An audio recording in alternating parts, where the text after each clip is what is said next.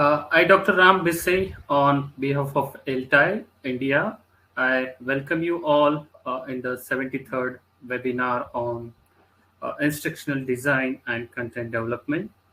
And the speaker for today's webinar is Dr. A.R. Bhavna. She is Associate Professor, Head Department of Educational Technology, Bhatia University, Coimbatore. Before we beginning with the webinar, I request Dr. Javier Pradeep Singh, the host for today's webinar, to play a video about the LTI's short introduction. Javier, sir.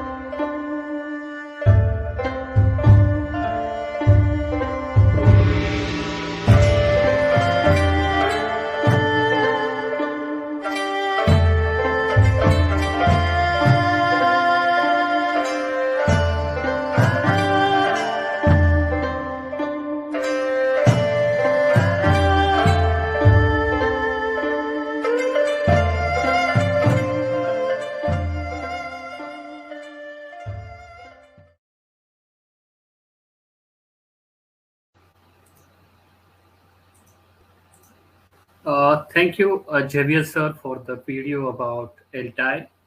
So, as we know that today's topic for our webinar is instructional design and content development. So, this COVID-19 has changed the way we communicate and learn. So, therefore, it's more important than ever to be sure your content plan is prepared strategically. So a significant benefit of the instructional design is that it gives you the framework to discover more about who your learners are and how they learn. And it also helps you to identify the knowledge and skills students needs to demonstrate by the end of the program. So we have a very good speaker, a very well experienced speaker, Dr. A.R. Bhavna, C has specialized in a linguistic, uh, English language teaching, and English literature, and she has been handling the papers in electronics, media instrumentations, script writing, e-learning, e-content development, e-standards, media planning, and communicative English. So she has experience in guiding research scholars in the area of value education, e-content preparation, and language of the web. So Dr. A.R. Bhavna has authored 4 books, 53 papers to her credit, and she has involved a research team member of the National University of Education and Planning Administration, Delhi. So now I don't want to be obstacles between you and the speaker. So I requesting Dr. A.R. Bhavna ma'am to start with your presentation. So stage is yours, ma'am. You can start with your presentation. Good evening, sir. I wish to express my gratitude and thanks to LTI chapter for giving me this opportunity to present the topic of instructional designing and e-content development this evening. So I'm very happy to meet you all and proceed with the program. I request Dr. Xavier to kindly upload the PowerPoint presentation so that we can proceed further. So is my audibility okay, sir? Am I audible? Yes, ma'am. Okay. So the topic here is instructional technology design. So people might be wondering what is the purpose for giving this kind of a background before talking about e-content development. Now, all of us are teachers, and once we enter the classroom, we are all involved with just transacting the curriculum or whatever skills we are supposed to hone, we think about that. But before, again, what has happened after the pandemic is that going offline and online as and when we please has become the new normal. And if you see, the UGC is also stressing upon blended classrooms. So in future, all of us will be facing a situation where we have to go in for technology based education or going in for a blended program. At that time, it is necessary that even though reams have been written about teaching methodologies and transferring curriculum, so many methods are there, it is necessary for us to understand the use of technology in education and the technology of education. So now if we see the technology in education, most of us are coming into the know-how of how to handle all these things. By serendipity, we learn or we have some assistance, etc. But technology of learning involves certain principles. So I would like to introduce certain topics related to instructional technology. So now for people who have the question, what is the instructional designing and technology? So if you see people who are looking out for job and all that, nowadays we see another alphabet which is appearing, that is ID. People who are specialists in ID or instructional designing, or people who are familiar with instructional designing technology. So when we see the definition which is offered by Google or Wikipedia, when we search, the exact answer will be the systematic process by which instructional materials are designed, developed, and delivered. Now, all of us, whichever subject we are handling, let it be science or mathematics or English or any other subject branch which we are going to deal, we all have certain materials which we have prepared for the class. We design it according to our ability, and we develop that content. Okay, usually it will be delivered orally. Then we went for teachers' written notes along with the opaque paper projector. And then we came into the smart classroom. And today we have reached the crossroads where we are supposed to develop online content, particularly MOOC content. Now, when we are going into this kind of development, content development or teaching material development, it is necessary that certain standard procedures have to be followed. Only then the delivery of the classroom teaching or web-based teaching will reach the goal which we are actually aiming at. So if you see the basic elements of instructional designing, if you see, first thing is we have to analyze the learner, determine the instructional goals, design and select the instructional strategies, implement the training, and evaluate. Why I've added a word implement the training here is because in future, all the jobs require automation. That is, the employees have to take up some learning throughout the employment time. It is not like getting a degree, sitting in a job, and after that, don't need to improve your skills at all. That time is gone. And we have to implement training programs also, whether it is a college, a university, or even an organization. And very important aspect of instructional designing is evaluation, which is very, very essential. So now if you see, this term instructional technology started with the Association of Educational Communication and Technology, which was formed at the global level. And it states that instructional technology is part of educational technology. As I told you, it is part of technology of education. So educational technology is the study and ethical practice of facilitating learning and improving performance by using technological processes and resources. So now we have to go for an outcome-based education, and all our syllabuses are turning towards that. We have CBCS system also and OBE also. So it is time for all the teachers to understand the basics of instructional technology and educational technology in order to reach the goals. So if you see, instructional technology involves the processes and systems of learning and instruction used in the process of developing human capability. So if you say, we cannot, just because we are experienced teachers, we just cannot take it into our thought that we'll be very efficient to handle all the classes and convert the content. We have to think in terms of developing human capability. So that is where we'll have to think of instructional design once again. So it is called as instructional system design. So instructional technology is also known by this term, ISD also, and it is the practice of creating instructional experience which make the acquisition of knowledge and skill more efficient, effective, and appealing. So we are not stepping towards a traditional method nowadays. We have to provide infotainment to the learner, and we have to also provide them edutainment also, combining information, education with entertainment. That is why these models are required to make the learner acquire better skill, to be more efficient, to be more effective, and for this, the learning content has to be appealing. So this process consists broadly of determining the current state and needs of the learner, and then defining the end goal of instruction and creating some intervention to assist in the transaction. So we teachers know that the students whom we meet in the classroom, either online or offline, all of them are having certain different type of learning styles which have to be catered to by the teacher. And the goal of every instruction is to create some kind of intervention so that we are fully involved in the transfer or transition of the student from the entry level into the classroom till he leaves, that is the exit level. Okay, so ideally instructional design is also a process which is formed by pedagogically and andragogically tested theories of learning. So we are not talking out of the hat here, and this instructional designing is based on pedagogical principles related to the normal curriculum and andragogically tested theories of adult learning also. And this may take place in a student only, a teacher led, or a community based setting also. Okay. And the outcome of this type of instruction, which has been prepared with a proper design, may be directly observable and scientifically measured.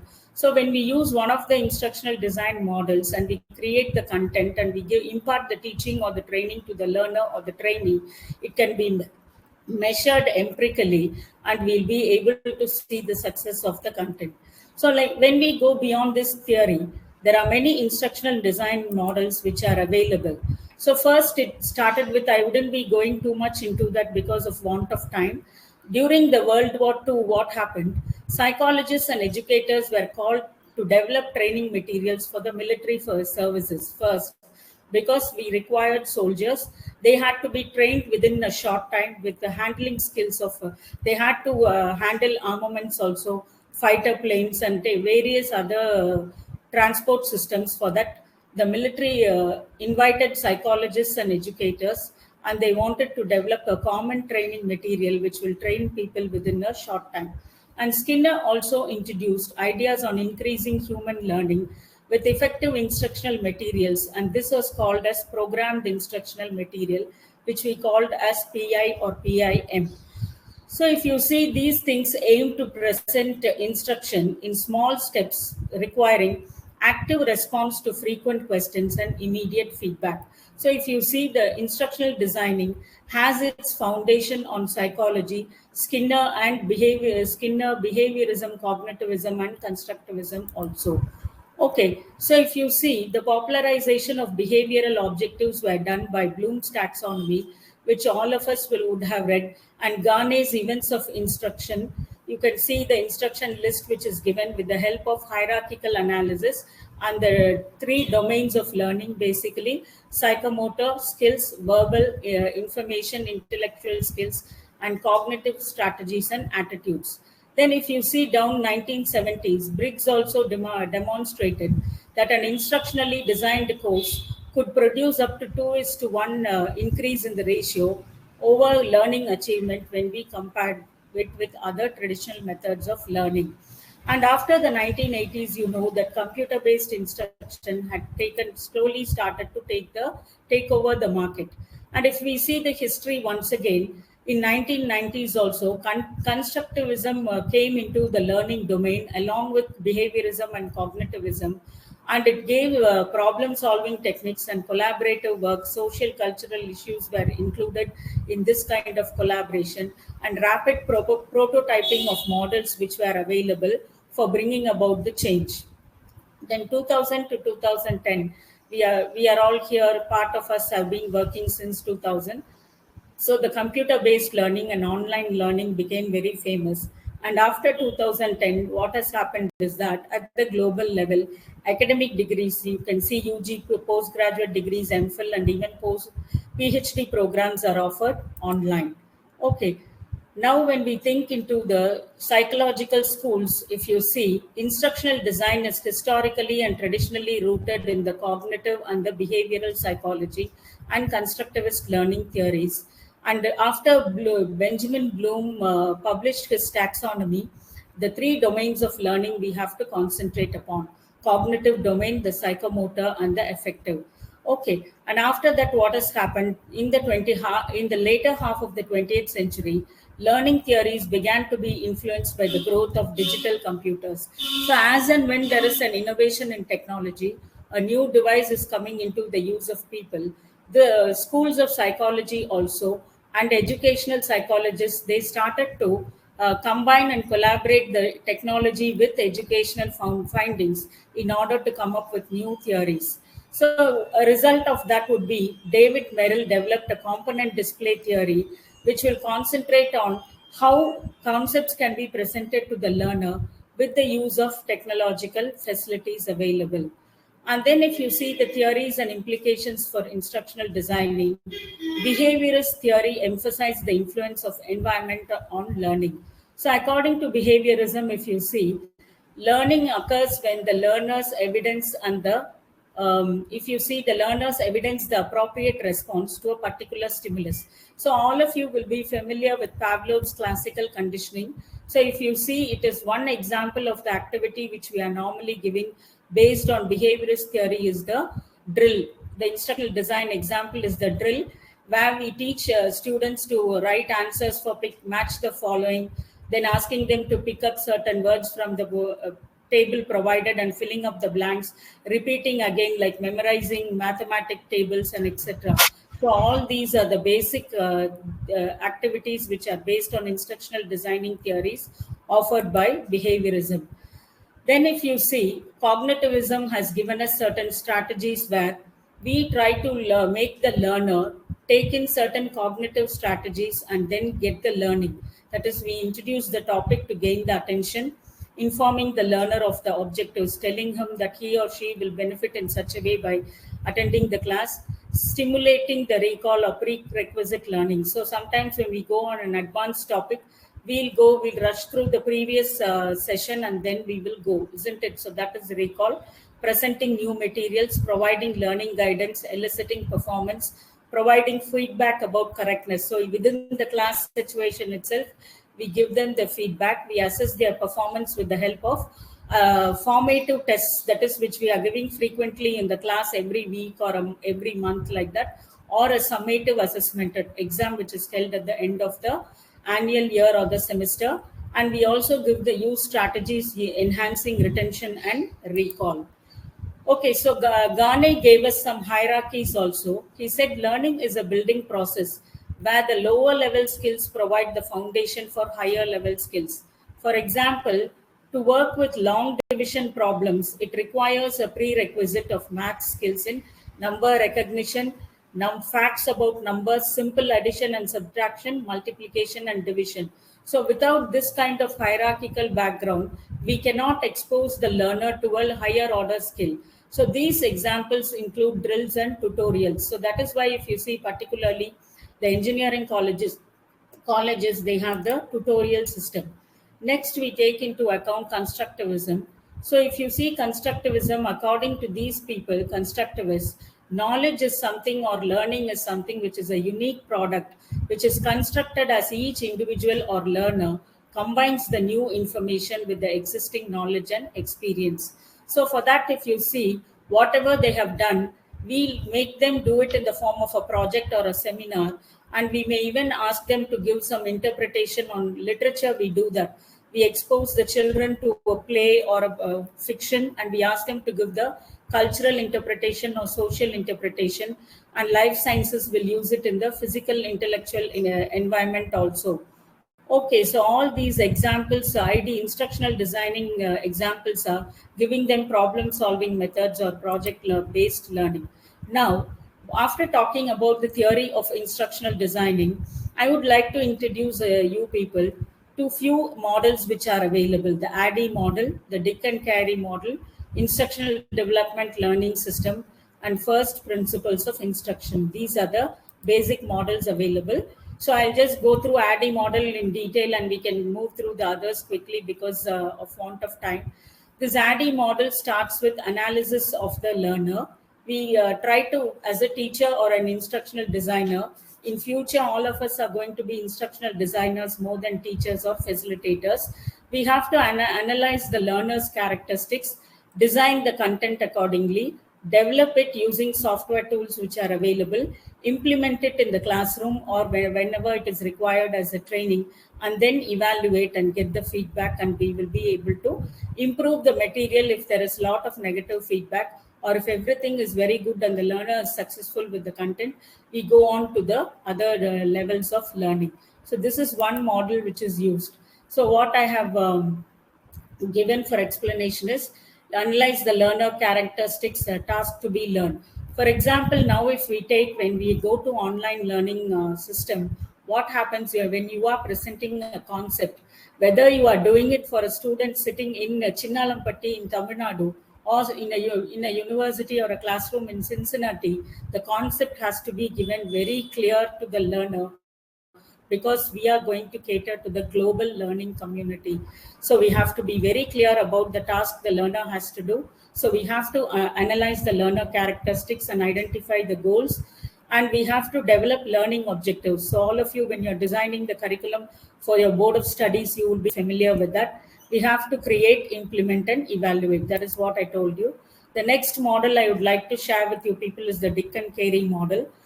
What difference it has with the ADDIE model is that ADDIE model does not give in time for revision and instruction within the structure which is presented.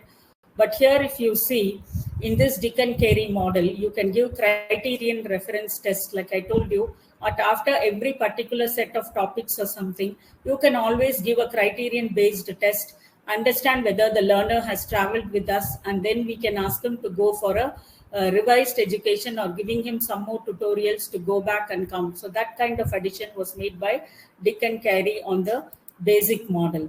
So if you see the components of the Dick and Carey model, it gives us a lot of details like the identification of instructional goals, and then giving a goal statement, and by describing the skill, knowledge, or attitude.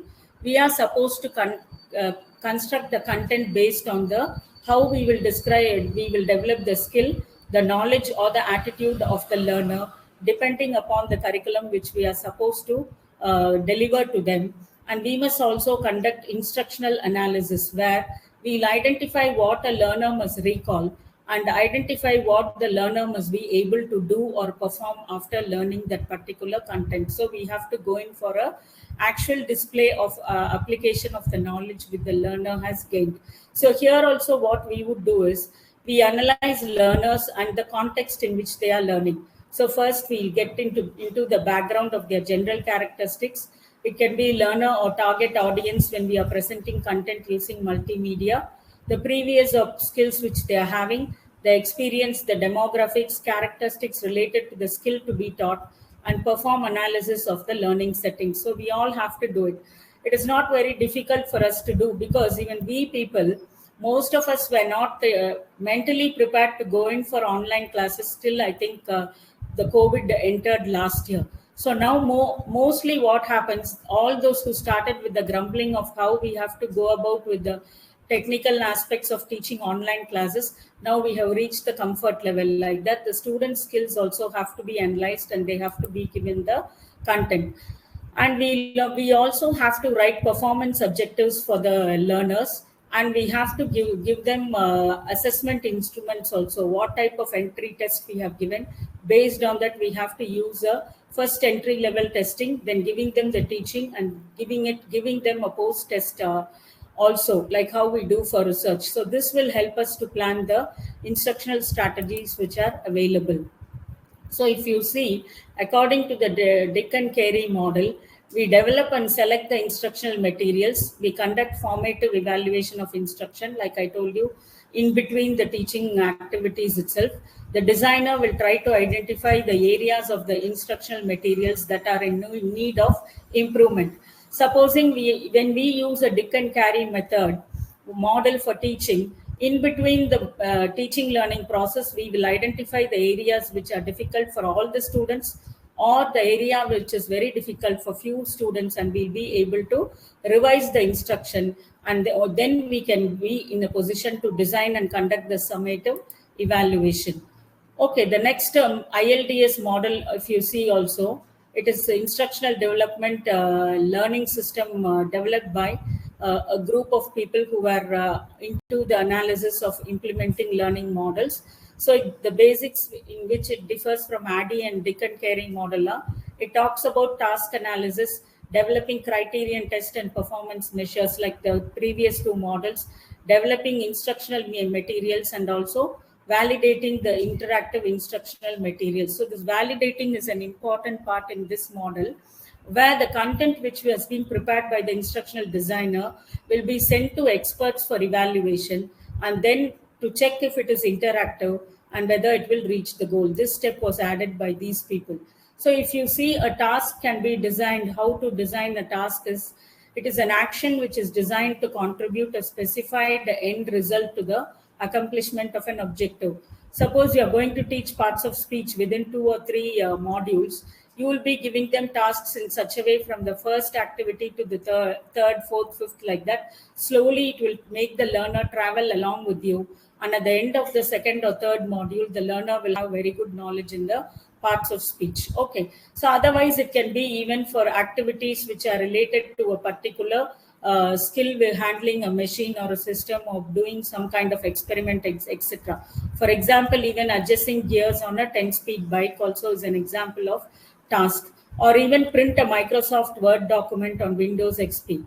So these are all small activities which can be designed and which can be given to the learner depending upon the necessity. And then if you see, the first principles of instruction developed by David Merrill, it says it is task or problem centered, and students learn more when the instruction is centered on the relevant real world task or problem. So here what we will be doing is we make them do and learn. The project method is there.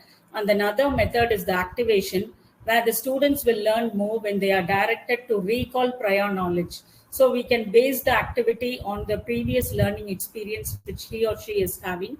That will be activated, and in turn, slowly the learner will be moving towards the new goal. That is another activity which has been designed. Next, according to Merrill, demonstration is also one method which will improve the skill of the student. And application is also method which is adopted by the David Merrill model, which says that when you make student apply their knowledge which they have already got to solve real world problems and receive feedback, what will happen? That will be give them a guidance, and they'll be able to apply their skills wherever necessary. Next is the integration method, where they learn more when they are encouraged to integrate their new knowledge into their life through reflection, that is, thinking on the particular topic, discussion on the topic, debating, and presentation of new knowledge. So, all this will get into scope when you take into account online learning. All these models can be applied. So, we also have to conduct a need assessment, that is, define the problems which the students are facing, go for a target population, particular group of children. Then we decide the task or the content. Then we do a job analysis. This will include on-the-job training also. And we also need to assess who will be the subject matter expert for the particular content. So these are the basics related to instructional technology, which I wanted to share with you. I think if the next PPT is uploaded, I'll just run through that also. Yes, and we can have the questions and answer session at 5:15. I've been given that time slot only until 5:15. So if you're asking any questions, please do wait. So when we come to e-content development, first when we have to sit as a teacher or a content developer and start working, we need knowledge of instructional designing. That is why I gave you the 3 or 4 models. The best model adopted worldwide, even by e-learning companies, is the ADDIE model. So you can go for that. Because today we are in the digital age pedagogy. We have new generation of learners, Gen X and Gen Y, Gen Z, like that. We'll have new generation. We have new learning environments also. And we have new learning media. And who are we? Are we new generation of teachers? We are not new generation of teachers. We are digital immigrants. We have come into the digital technology only during the middle of our teaching career. So if you see, this is a general thing, information, which I just took it from the Wikipedia source, open educational resource, which is available. It says that by the age of 21, the millennial students would have spent so much hours on online content. It is shared to you. You can see that. And what and all is there for them to choose. When we were teachers, we had only the print media, and some programs were there which were given to us by All India Radio in their programs at the national level. But today, students have answer to everything, the World Wide Web, e-books, and interactive television, video, so many things using the devices, digital devices, everything they have. We have come even to the stage of digital storytelling. And when we see on that basis, what is e-learning? E-learning is not just mailing PDF documents to students and making them learn. It is a learning opportunity delivered by electronic technology. So just an audio clip, if you send, that is also part of e-learning. If you download a full book and if you're going to give it in PDF, that is also part of e-learning. And it is supplementary as well as complementary to the traditional education system. So we need not have a fear that one day the World Wide Web will replace the teacher completely. No, it can be supplementary, it can be complementary. The creative aspect of the teacher will be a necessary input. That is why we all have to get the know-how of instructional designing and content development techniques. So for e-learning, we can use a learning management system to disseminate the knowledge, or we can have a learning content management system, LCMS, to deploy the learning content which has been prepared by a group. So what does e-learning focus upon? If you see, it comprises all forms of electronically supported learning. It is procedural in character.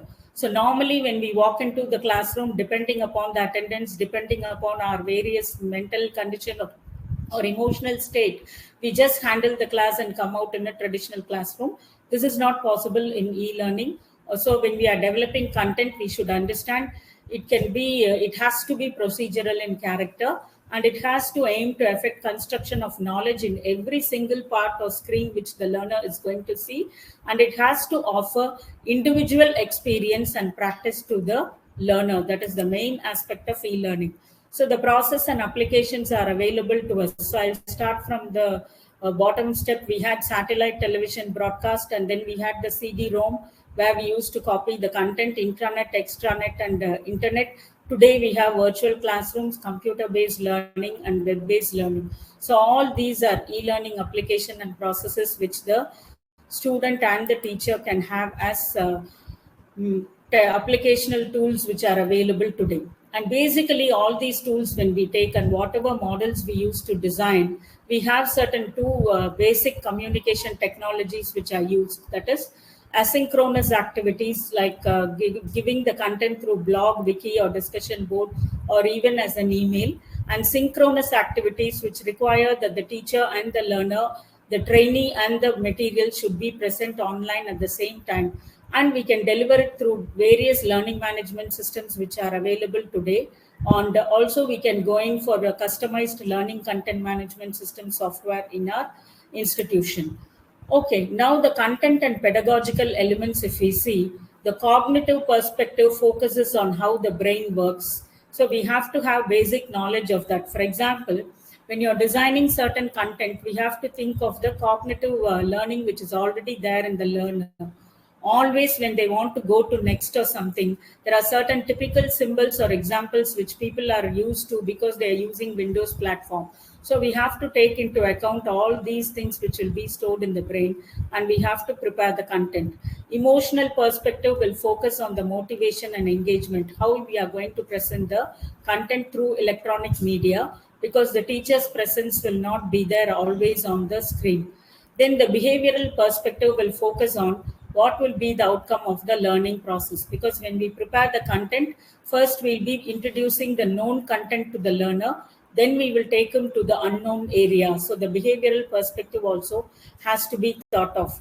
Then we have to think in terms of the contextual perspective, which will focus on the environmental and social aspects which can stimulate learning. So that also we have to take.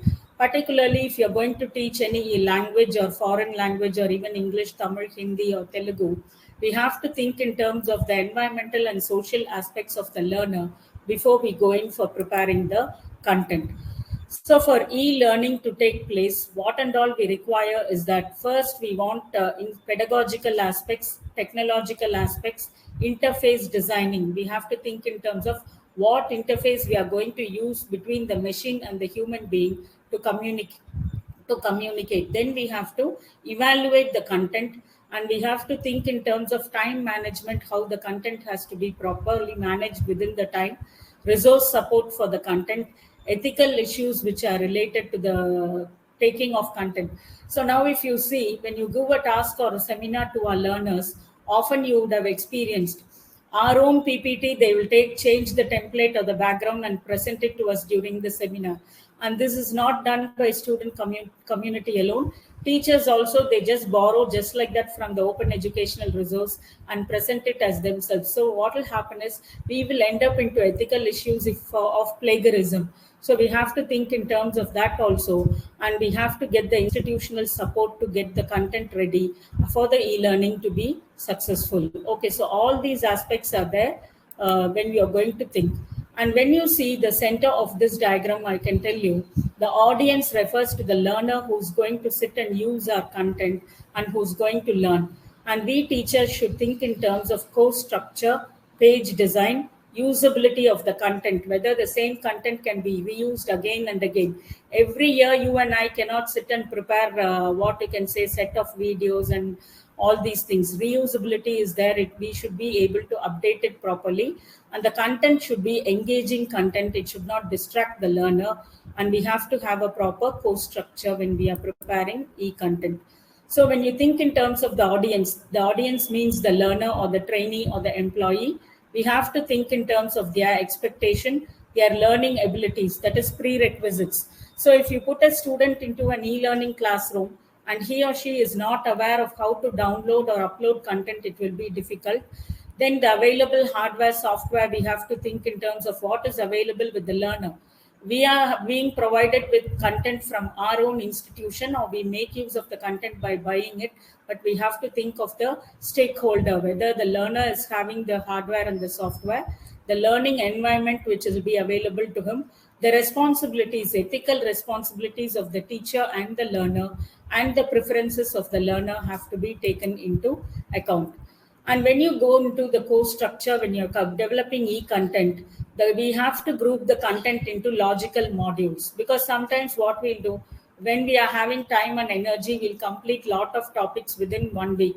And sometimes when we are not in a good condition to teach, or when we are having other work like writing a paper or doing a research work or something, we'll just pull one topic to 3 or 4 classes. That should be avoided. The content should be grouped into logical modules. And when you are preparing modules for e-learning, the module should not exceed 8 or 10 pages. That is, one module should be within 8 to 7 pages only. We have to incorporate interactive concepts. We have to give them some kind of engagement when they are using the content. For that, we can use pictures, graphics to help explain ideas, concept, or statements. And then the page design is very, very important. As I told you, navigation. So always when we think of the next button or what we do, automatically we go to the left-hand top of the window, because that is the arrow which is provided for us when we are used to Windows software. So this navigation means moving through the content very smoothly. That should be intuitive. Intuitive not from the point of view of the teacher or the designer, but the end user or the student. Second important thing is appearance must not hinder the learning process. We shouldn't use too many colors or too many animations or pictures, etc. And the balance should be there between the text and the graphic. It is critical. Consistency is the golden rule. We have to include the same type of font or layout and pop-up. We should not give too much of variety. And we should provide ease of scanning the information from the part of the student's perspective, because if you are going to give too much of color combination, a black background, red font, etc., it will increase the cognitive load of the learner and he won't be able to understand or receive the content. Then chunking of information is crucial. Like I told you, the learning content has to be broken into small, learnable or chewable nuggets. That is very, very important. Content engagement is another important area. We have to use hyperlinks for additional concepts of where he can get more information. We have to incorporate graphics such as animations or simulation. We have to provide additional choices or options for the learner by giving him links to other programs or videos or content which is available. We have to create activities or games so that the method of teaching learning is interactive. And we have to keep activities focused on the course objective. So this is very important. We should always take them towards the goal. We should not deflect with too much of activities. And we should avoid letting the technology overshadow the course objectives. Like I told you, giving too many questions in between, giving an activity, conducting a poll, then asking people to raise question or raise the hand and give answers in between. Too much of technology overshadow should be avoided. And the usability aspect which every content developer has to think of is that we have to verify if all the links work properly, and ensure also whether the activities are functional as designed. Supposing you're using Flash or something like that, if you don't script the content properly, it may not appear on the screen like how we wish. We have to inspect and the content to ensure that grammar and spelling are correct. This is very important, because even after so many years of experience, sometimes when I'm presenting the content, I'll find 1 or 2 typos, or I'll find even 1 or 2 agreement errors in the sentence. It will be very embarrassing for a teacher. So we have to check it. We have to verify that the course works appropriately in all applicable server environment. So irrespective of the platform, the content should be good. We should verify the screen resolution also, and we should verify the course objectives and expectations of the learners match together. So how to create the materials? This is a small step-by-step method. First, instructional designing models, we have to learn 1 or 2. We have to understand the theory of andragogy, that is adult learning and adults and how they learn. We have to learn the component display theory. Like I told you, it will tell us how to present a concept step by step and how to take the learner to the higher level. And we have to think in terms of the cognitive load theory also, which will tell us how to present the content. Next, due to want of time, I can just give you have to instructional material development process. If you see, we can take from open educational resources. We have to prepare storyboarding. This is like preparing a PPT and verifying. designing, editing. We have to go for a prototype of the content we have to prepare. We should have a trial run and check whether everything is working properly. And the do's and don'ts, this is very important because we teachers tend to talk more in the classroom. And when we prepare e-content, that redundancy should not come into the content. We have to follow a consistent web writing style guide. So you have Microsoft guides, you have Chicago manual style, like that, various styles are there. We have to avoid unnecessary introductory text, avoid redundant adjectives, and we have to replace wordy phrases with single words. That has to be done, and we have to focus on the learners. Then if you see the tone and style in which we have to prepare the content should be professional. If it is training, it should be corporate style. And what we have to avoid is that flowery language which we are using sometimes. We have to avoid that.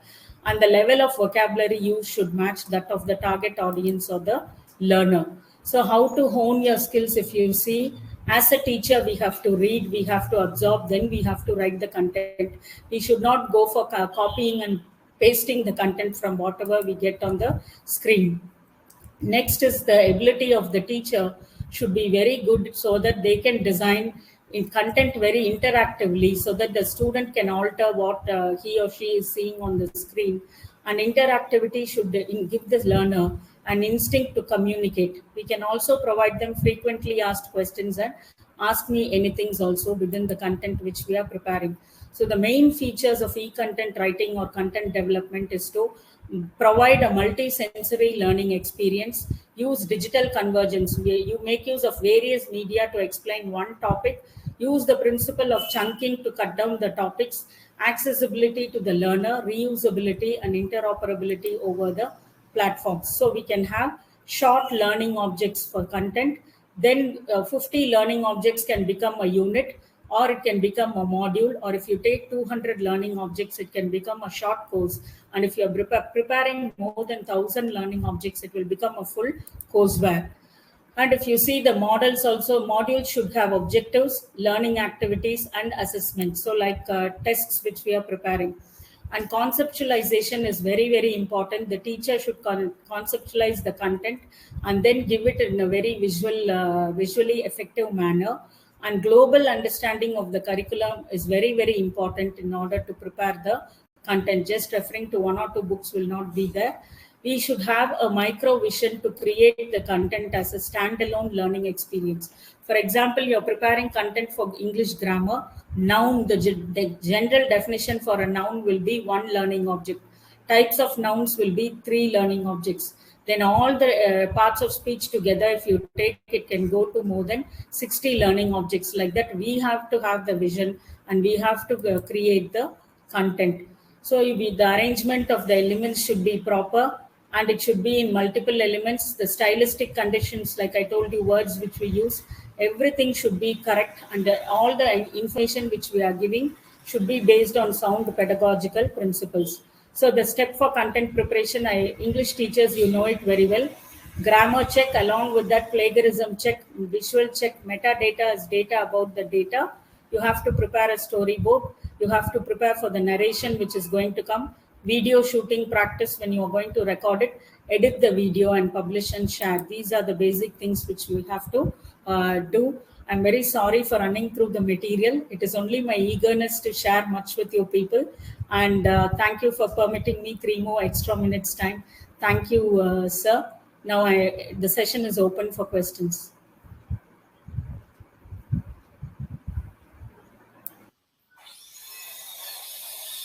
Rajesh sir, could you turn on your camera and mic? Yes, sir. Am I audible? Yes, sir.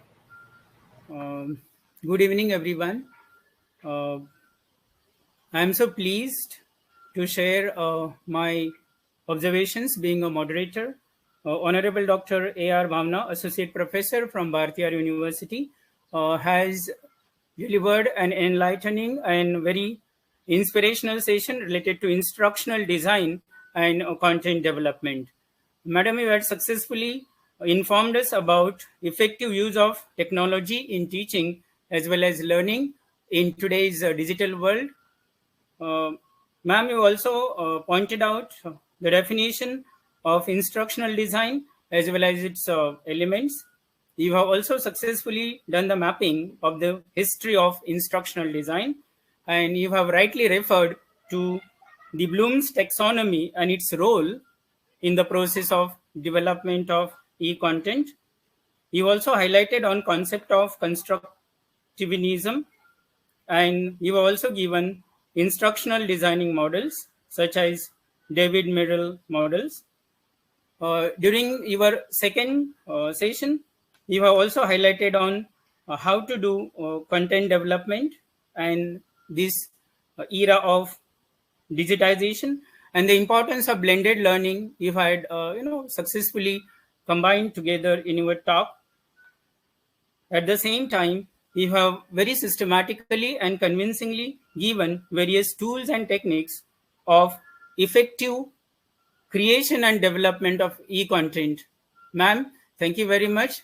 I'm sure that your ideas will help all the teachers who are attending this online 73rd webinar to be a good digital teacher with excellent e-content development.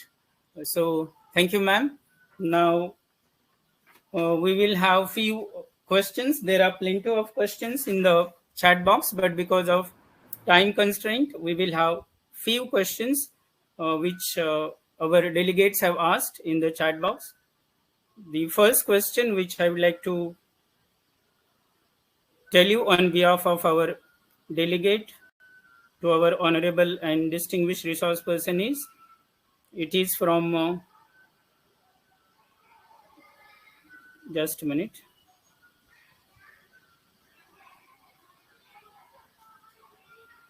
It is from Dr. Rukmini. She is asking, share your experience as a teacher in using Dick and Carey model. Ma'am? So actually, even though my background is from literature and linguistics, I am working in a department of educational technology.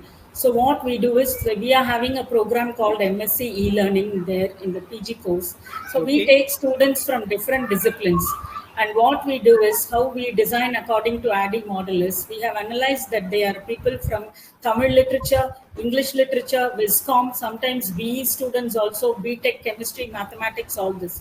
So we have analyzed all that and we have prepared the curriculum in such a way that the first semester, irrespective of whichever discipline they hail from, they'll be learning basics of e-learning, introduction to educational psychology, perspectives on curriculum designing, and basics of computer application and video audio editing. So we do it at this first semester level, and then as they come to the second semester, automatically the papers will become more technical and they will get into the domain. And if you see at the after the completion of the third semester, the learner will go for internship in e-learning companies. So if you see their performance, even computer science students, Viscom students, Tamil literature and English literature students also are getting placed as web designers or even animation graphic designers. So that is the way in which we are taking them. We have to take the learner characteristics, map that and prepare the curriculum accordingly. So that is how we implement. Okay, ma'am. Thank you. The second question we are having is by Dr. Seema. She's asking, what ID model you suggest for value education? Ma'am, for value education, like I told you, definitely you can go for the ADDIE model, because now if you're going to teach value education to a classroom of students who are studying in your college or in your, let us say in your research department or whatever it is, the content which you'll be preparing will be based on the basic values which they have come. So your analysis of the learners will be, they are all young adults who have completed this much 17 years or 20 years and they are there, and you will start from there. Supposing you are going to impart value education in a delinquent home and you're going to design the content for those kind of children who are there, you have to take into account all the profiles which are available about the students there, and you have to analyze what type of experience they have gone through, and then you will have to prepare the content accordingly. So for the first example where I told you you're going to teach a group of college students, UG students, you can start with basic things like quoting Zen stories and all that. You can start the content. But if you're going for a delinquent home, you have to take into account certain case studies which have value and which are not judgmental of people who have committed crimes, and you have to prepare the content from a totally different perspective. So that is how we will change the model according to the learner. Thank you, madam.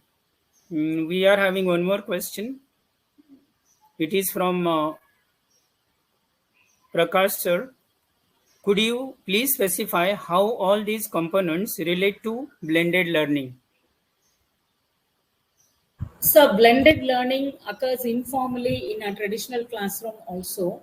But once we go in for an online classroom or a blended learning classroom, we would give certain types of instruction like modules which are easily acceptable to the student across a device. We'll do it using machine learning technologies. Like you can even take a Google Meet and do it. But are certain components which require physical involvement of the learner, like I told you, practical classes, editing, and all these things, which require constructivist performance. Automatically, then what you will have to do is ask a student to come to your classroom, irrespective of a pandemic situation. We have to offer them certain kind of SOPs. We have to ask them to come and do the work automatically, and then the content will be merged together for the benefit of all, and we will go in for a blended learning situation. So depending upon the content and depending upon the learning outcome, you will decide whether you're going to use ADDIE model or the Dick and Carey model. Dick and Carey model will be very useful where you have budding learners or slow learners, where they'll complete the course, let us say, within 20 or 30 weeks, and the very good learner or the quick learner will complete it within 15 to 20 weeks. So it depends on the learning community for whom we are preparing the content. There is one more interesting question, probably the last one because of time. It is from Shivani madam. Her question is, what kinds of courses are available on instructional design? Courses or programs? So if you see, actually, ma'am, if you take MOOCs also, if you go to the portal where we are having courses offered by NPTEL, CEC, MOOCs, you have several diploma courses which are available. In our department, we have a PG program where we have a complete paper on instructional designing. And many foreign universities are also having this as a short-term course or a long-term course. These things are already available, and it is a gray area for us because the pandemic has forced us to look into all these aspects. But for the pandemic, we would have been familiar with all this earlier itself. So several types of courses are available. The only thing is we've got to look for it. The foreign countries are much ahead in using these technologies. We people in developing countries and underdeveloped countries, we are yet to learn and we are yet to implement it successfully. Thank you, madam. Xavier's next. Thank you, sir. Thank you. Hello, Xavier. Yes, Can I sir. go for vote of thanks? Yeah. Thank you, everyone. On behalf of the organizing committee ELTA webinar, I extend deep sense of gratitude towards our distinguished and honorable resource person, Dr. A.R. Bhavna, for accepting our invitation as a resource person and guiding to all the delegates in the realm of instructional designing and content development. I also express sincere thanks to Honorable Dr. Ram Bese for being with us as a moderator for today's webinar and making it successful. I am also thankful to our young and dynamic host, Dr. Xavier Pradeep Singh, for his painstaking efforts in order to organize this webinar very effectively. It's time to thank all the members of organizing committee of ELTA webinar for their meticulous planning in order to organize this webinar very successfully. Last but not the least, I express my sincere thanks to all the participants for attending this webinar and making it a grand success. Now I again call Xavier to take over. Xavier, over to you. Sir, am I permitted to say a few words? Yes, ma'am. Yes, ma'am. So I'm very happy to be part of this endeavor and to present the topic today in the 73rd webinar. I express my sincere thanks and gratitude to LTI India, and special thanks to the moderators and Dr. Mohan Raj, and particularly Dr. Ilango, and all the participants who have been listening to the program today. Thank you, one and all.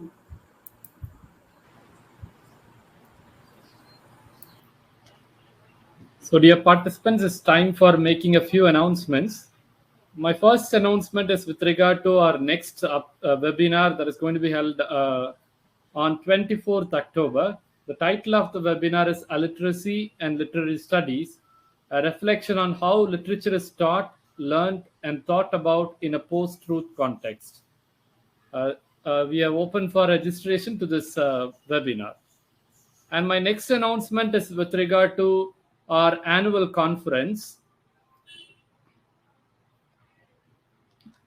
We have received so many abstracts from abstracts for our annual conference, and now we are open for registration to participants. If you are willing to participate and listen to the lectures delivered in the webinar and attend paper presentation sessions, we welcome you to register in our conference website.